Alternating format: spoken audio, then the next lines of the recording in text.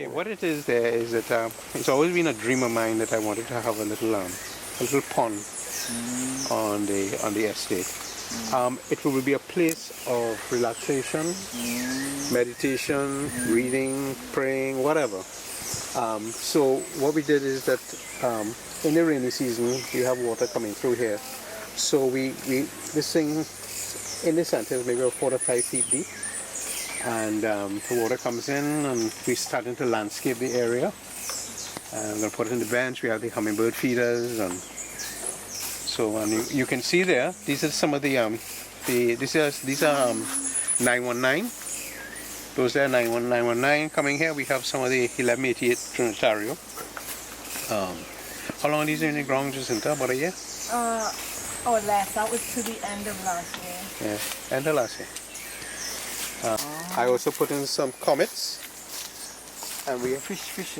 Yeah, that's it. That's the water hyacinth. What is interesting about this plant in itself there, it's also used for purification of the water here too as well. And drop the syntropic beds. And the dragonflies love this pond. You'll see them Look at the hummingbird over there. here. There's some over Wow, here. You'll see them mate and then even like shoot it into the water. So right now there's actually a pair mating there. And you see the hummingbirds zipping around. There are a couple here, but you'll see them a lot more concentrated when we come back on the next side.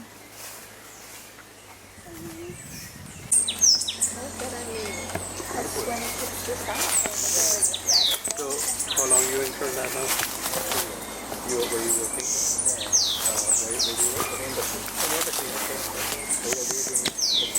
Oh!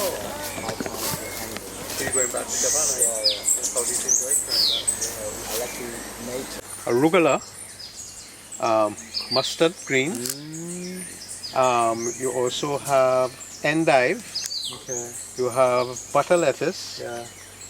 Here we just put in what lettuce is it again? Iceberg lettuce. Parsley is just gone in there.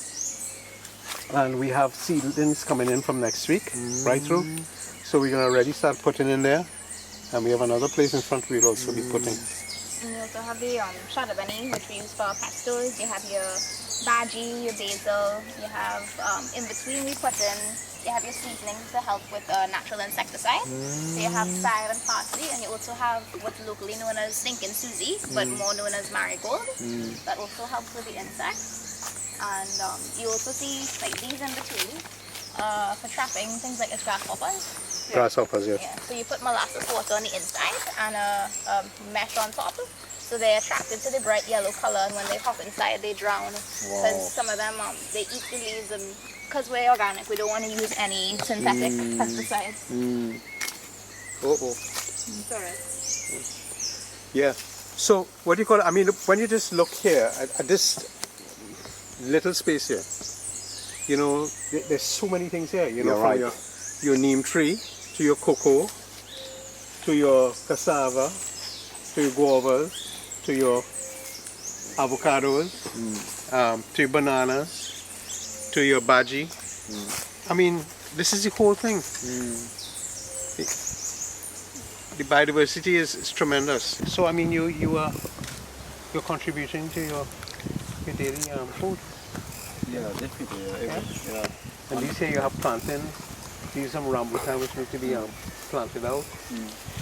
Here, this here we have to clean it out. This is our dasheen patch. Dasheen. They call it taro. Potato, right? Yeah, I know. Taro, yeah. And here, this here is something called red clover. 3 things really. It's a medicinal plant. It's supposed to be very good for prostate. Oh yeah. And also the hummingbirds love it with the fruit-like flower. And the berries, you have the tanagers coming in there and feeding on it.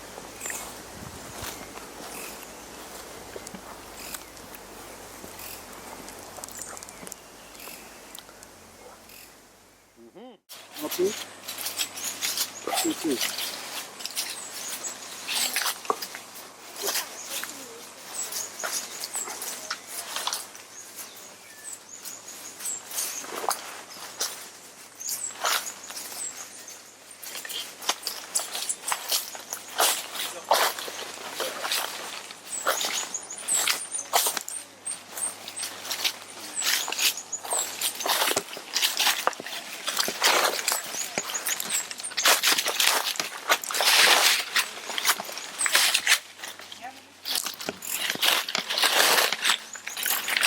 This is Yui view. These are pomelo here. All the shaddock is pink. But these here, So these are old. They are way past their time. It's you really use it for the skin to make candy. It was more than we could handle at that time. Wow.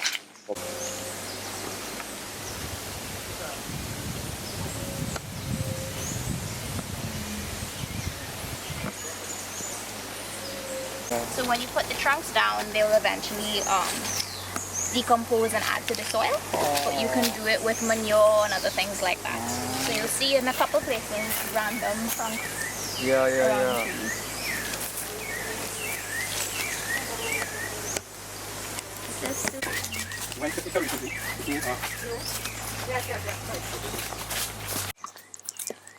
if you want to just take it up. oh yes, Wait, that's right. Okay. They all look the same. not Yeah. really. Well, the one that was here initially Was the cocoa one that had mainly cocoa shells? is finished already. It's finished. If you look close, you'll see nice little worms doing their jobs for us. So when there was, as I moved it, there was a beetle that scurried inside as well. So all this is compost. This compost? Yeah. Put on beds. So you see Wow. the little worms, and they have beetles. There was even a time where they saw a little snake.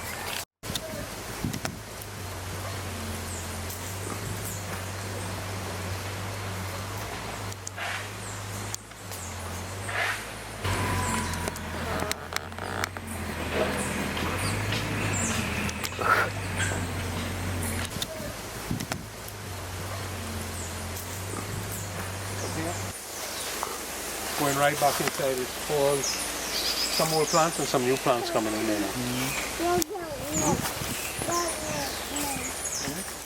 With organic matter, we put bamboo and also, more importantly, banana plants.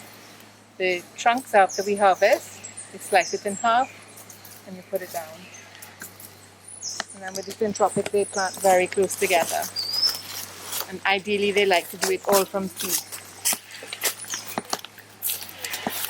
So you have pineapple, This is the cocoa. pumpkin, cocoa, pawpaw, And everything they plant in trees and everything. dashi and everything in one. Karaili, Baji. Then on the side beds, you will plant nitrogen fixers. So when this grows up, we will cut it back And show it in and there. throw it on it. And then you have your bananas in between. But what is happening there is that what I look pretty healthy for these plants. You know, what is going on inside, this whole symbiotic relationship at all.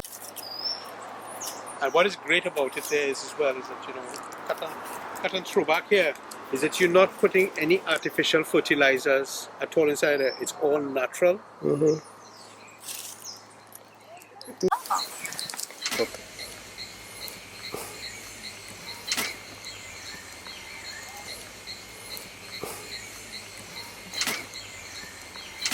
Okay.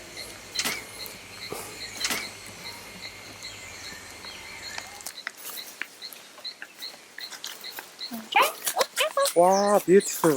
Beautiful. Wow. So you just suck on the pulp and you spit the seed out. Give it, give it.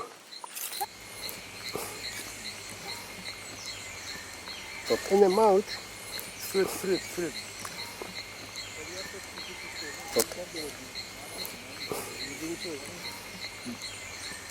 Okay. No swallow. You just suck it and then spit it. Oh, it's okay. It's okay. It's okay.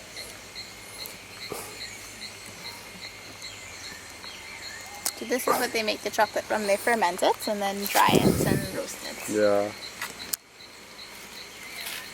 Okay. Yes. Mm-hmm. No, he's a master. Master Coco now. Yeah. Master Coco man. Coco man. Let me see if I can get him spitting it out. It's okay.